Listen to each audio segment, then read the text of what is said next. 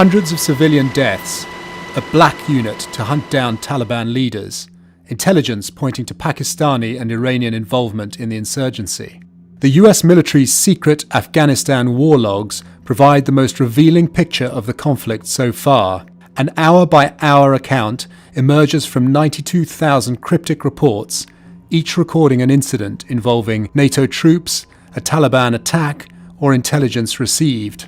They were shared with The Guardian, The New York Times, and Der Spiegel by the whistleblower's website, Wikileaks. Its founder, Julian Assange, explains why he made it public. If journalism is good, it is controversial by its nature. It is the role of good journalism to take on powerful abuses. And when powerful abuses are taken on, there is always a back reaction. So we see that controversy, and I believe that is a good thing to engage in. And in this case, it will show the true nature of this war. And then the public from Afghanistan and other nations can see what's really going on and take steps to address the problems. The significance of this material is both the overarching context, that is, it covers the entire war since 2004, and individual events which are also significant, or a thread of events. So those include something like Task Force 373, an US-based assassination squad that goes around Afghanistan killing people on a kill or capture list. It includes significant events where many people were killed. For instance, we are looking at an event that killed 181 people at once, some by an AC-130 gunship. It includes detail about how the war is supported in various ways. So how the political class in Kabul interfaces with US military and intelligence, how the corruption is spread through that community, but also how the war is mediated by Pakistan and possibly by Iran. The nearest analogue is the Pentagon Papers, which was released in the early 70s. That exposed how the United States was prosecuting the war in Vietnam. That was some 10,000 pages, and some of those pages were accepted and put into the New York Times and other US newspapers. It wasn't for several years that a book was published of some 5,000 of those pages by Beacon Press. This situation is different in that it's not just more material and being pushed to a bigger audience and much sooner, if you like. Everyone has the book, the whole lot at once, but rather that people can give back. So people around the world who are reading this are able to comment on it and put it in context and understand the full situation. That is not something that has previously occurred, and that is something that can only be brought about as a result of the internet. Militaries keep information secret to prosecute their part of a war, but also to hide abuse. And there is a military argument for keeping some information secret that is very timely. So an example of where troops are about to deploy. But that information expires quickly. And this information ranges from 2004 to 2010. So that argument is not valid for this type of information. This legend on my t-shirt is really quite nice. It's from the Norwegian Journalists Association, SKUP, and it says, dig down in time. And it's a reference to the snowfalls in Norway, that if you're up in the mountains and there's a lot of snow, you've got to dig down in time to be safe. But for investigative journalism, this is dig down into the archives to understand. This disclosure is about the truth. Philip Knightley, the great investigative reporter, an Australian who for the past 30 or 40 years has made the UK his home, said that the first casualty of war is the truth. But the attack on the truth by war begins long before war starts and continues long after a war ends.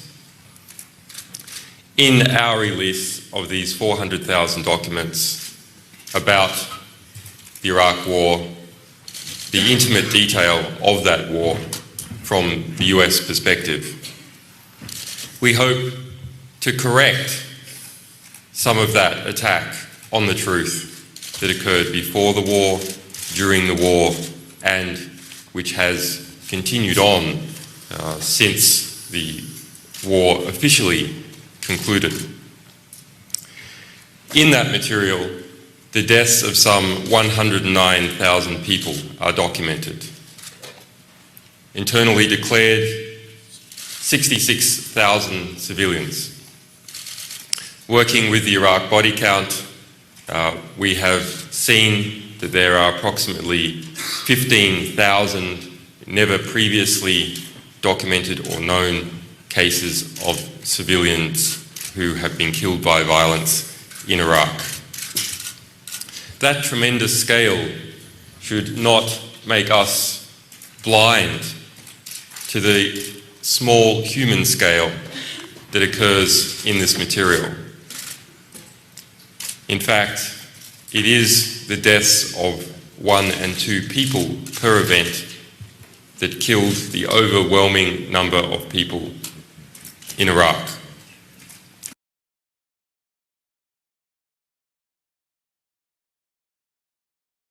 There's a perception on the part of some people who believe that your agenda right now is anti-American.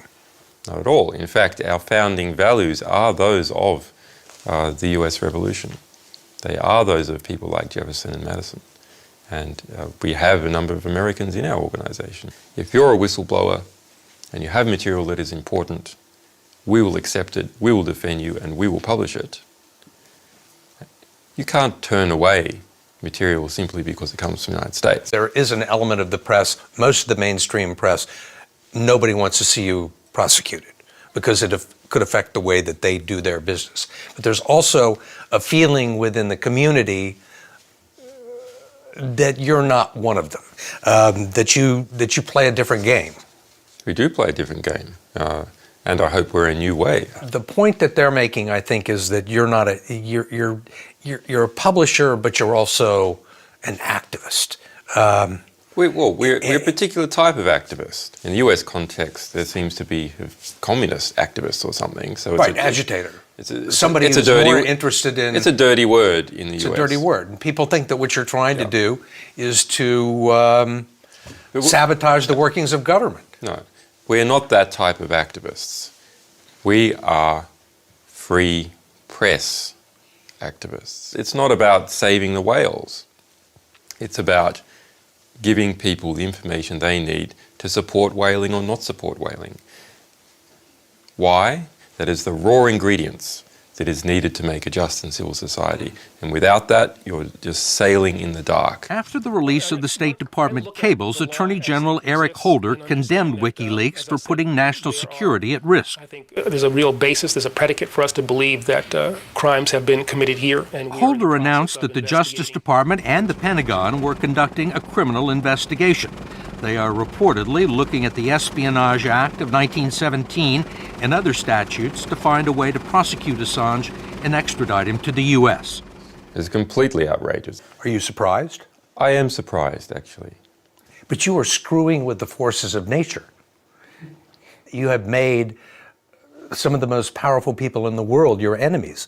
You had to expect that they might retaliate. Oh, no, I fully expected they retaliate. You gathered, you stored all sorts of classified cables and documents and then released them to the world on the internet. They see that as a threat. And they want to... Well, they see it as highly embarrassing. I think what it's really about is keeping the illusion of control. I'm not surprised about that. I am surprised at how the sort of flagrant disregard for US traditions. That is what I'm surprised about. You're shocked. Someone in the Australian government said that, look, if you play outside the rules, you can't expect to be protected by the rules, and you played outside the rules. No, we've actually played inside the rules. We didn't go out to get the material. We operated just like any US publisher operates. So we didn't play outside the rules, we play inside the rules. There's a special set of rules in the United States for disclosing classified information. There is. There's a special, long-standing. There's a special set of rules for soldiers, for members of the State Department who are disclosing classified information. There's not a special set of rules for publishers who disclose classified information. There is the First Amendment. It covers the case. And there's been no precedent that I'm aware of in the past 50 years of prosecuting a publisher for espionage. It is just not done. Those are the rules. You do not do it. Are you a subversive? I'm sure there are certain views amongst Hillary Clinton and her lot that we are subverting their authority. But you're right. We are subverting illegitimate authority. The question is whether the authority is legitimate or whether it is illegitimate. Do you consider the U.S. State Department a legitimate authority? It's legitimate insofar as its actions are legitimate. It has actions that are not legitimate. And you've gone after the ones that you think are illegitimate? We don't go after. That's a bit of a misconception. We don't go after a particular country. We don't go after a particular organisation or group. We just stick to our promise of publishing material that is likely to have a significant impact. If they let you get away with it, then they are encouraging. They will have to have freedom of the press. Then they will encourage that it's encouragement to you or to some other organization. And to every other publisher. Absolutely Right. correct. It will be encouragement to every other publisher to publish fearlessly. That's what it will encourage. Publish information much more dangerous than this information. If we're talking about creating threats to small publishers to stop them publishing, the US has lost its way. It has abrogated its founding traditions. It has thrown the First Amendment in the bin because publishers must be free to publish. He calls threatening statements from people close to power. What statements are you referring to? The statements by the Vice President, Biden, saying, for instance, that I was a high-tech terrorist.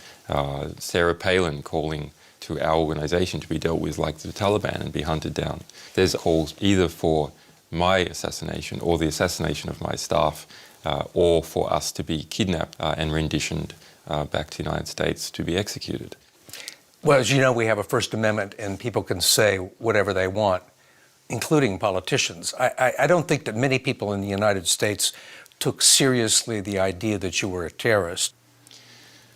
I would like to believe that. On the other hand, that incitements to murder are a serious issue, and unfortunately there is a portion of the population that will believe in them and may carry them out.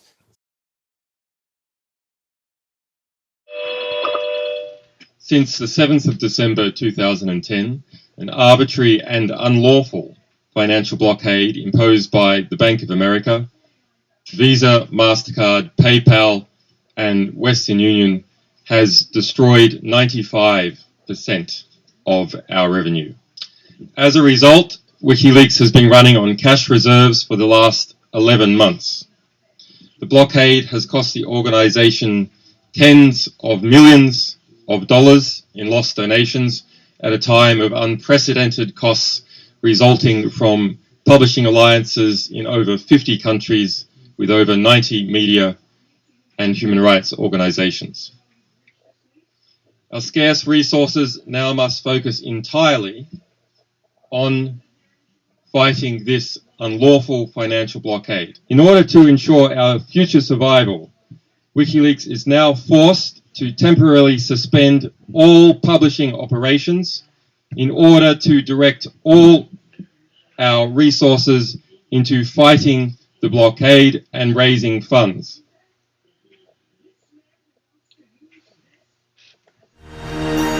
From number 10 Downing Street to the Defence Department to MI5, corrupt governments in Africa and multinationals dumping toxic chemicals in third world countries. All were fair game. So too were some of the most secretive and sensitive corners of government in the United States, and the reaction there was intense. Some very powerful figures wanted Assange dead. Presidential hopeful Sarah Palin demanded he be hunted down like the Taliban. Other political heavyweights joined the chorus. Julian Assange is engaged in warfare. Information terrorism, which leads to people getting killed, is terrorism, and Julian Assange is engaged in terrorism. He should be treated as an enemy combatant. He's done enormous damage to our country. I think the man is a high-tech terrorist. I would argue that it's closer to being a high-tech terrorist. It's a pretty big deal, right? If Joseph Biden says that you're a high-tech terrorist and Sarah Palin says that you should be hunted down like Osama bin Laden, etc. And others say that you should be garroted in your hotel room and a car bomb would take care of the issue and so on. And threats against even my children. But what you do is you just take appropriate precautions